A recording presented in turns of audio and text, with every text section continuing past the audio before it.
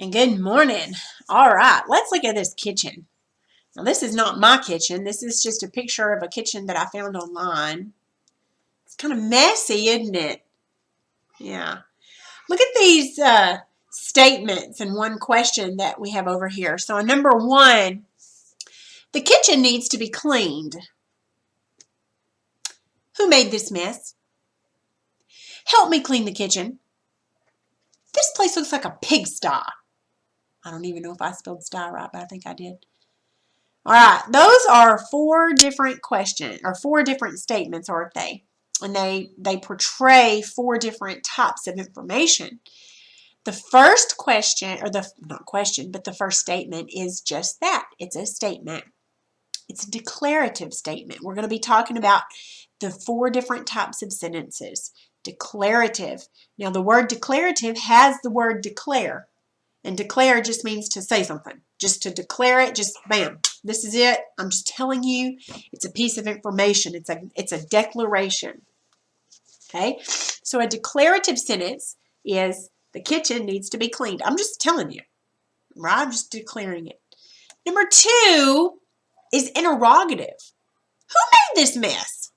Interrogative is a question. When you interrogate someone, that means you ask them questions. So interrogative has interrogate in it, okay, part of it. So it means a question. Number three is a command, and I'm talking to you. And I don't mean you, I'm talking to the reader. It's understood in number three that I'm just talking to the reader. I need to sneeze. Number three is imperative. Okay, imperative means it's a command. It's very imperative. Now, imperative it starts with IMP. Well, so does important. So important and imperative kind of means the same thing. It's very important that you help me clean this kitchen. It's very important that you do this or that. So it's imperative. Okay, and this place looks like a pigsty. I need to sneeze so bad. Okay, this place looks like a pigsty. That's exclamatory because I probably would say it like this. This place is like a pigsty! And so you're going to put an exclamation mark on it. Now notice the imperative and declarative end with periods. Interrogative ends with a question mark. And exclamation ends with exclamation mark. All right, so here's our nice clean kitchen. That's not my kitchen either, but it's a pretty kitchen. Let's look at our work text page, page 3. No, not page 3. I'm on the wrong one. No, I'm not on the wrong one. I put the wrong pages on here. We're not on 5 and 6. That's for tomorrow. We're actually on pages 3 and 4. I put the wrong pages. So X those out. Don't think about those. Let's look at work text page 3. Now this is the guided practice. Now, what I'd like to do is on number 1 through 8, I want you to pause it. And what you're going to do is the code is over on the right-hand side. If it's a declarative sentence, if it just tells something, then you're going to put DEC.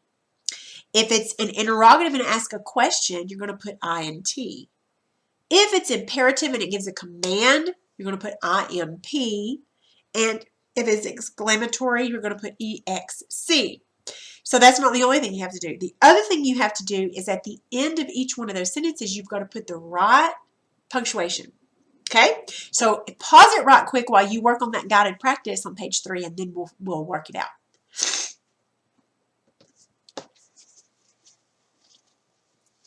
Okay. On the guided practice, number 1 is declarative, and it should have a period. If you get it wrong, I'm not grading this. If you get it wrong, you can change it or put a line through it or something. Number 2 is imperative, and it needs a period. Number 3 is exclamatory. You need an exclamation mark. Number 4 is declarative, and it needs a period. Number 5 is interrogative, and you need a question mark. Number 6 is imperative. You need a period. Number 7 is exclamatory, and you need an exclamation mark. And number 8 is imperative, and you need either a period or exclamation mark. It doesn't matter. Sometimes when it's exclamatory, sometimes imperative and exclamatory get kind of confused, and that's okay. All right, my daughter will not stop texting me.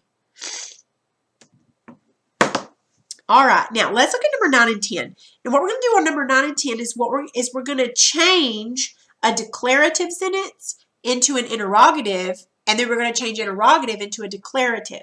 So number 9 says, oats do contain vitamins and fiber. Now that's a declarative sentence. It's just declaring a piece of information, right? It's just declaring a fact. How can we change that around to be interrogative, where it asks a question? You could say, do oats contain vitamins and fiber? Just change a couple of words around there. Okay, so the declarative is oats do contain vitamins and fiber. But to change it from declarative to interrogative, just change the first 2 words. Do oats contain vitamins and fiber? And put a question mark. Okay, so you're going to need to write that in there. Write that question in there and put your question mark. And then on number 10, you have a question. You have an interrogative statement, interrogative question, and then you need to change that into declarative, to where it's not a question, it's just a statement. So pause it and see if you can do that, and write those down, and then we'll see if you get this right.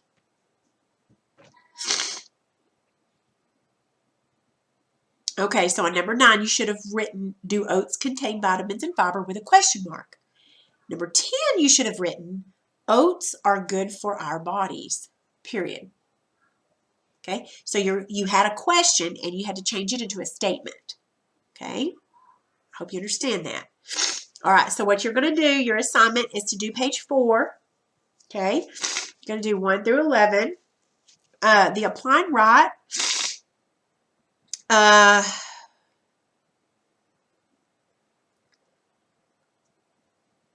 You're not going to do the apply and write.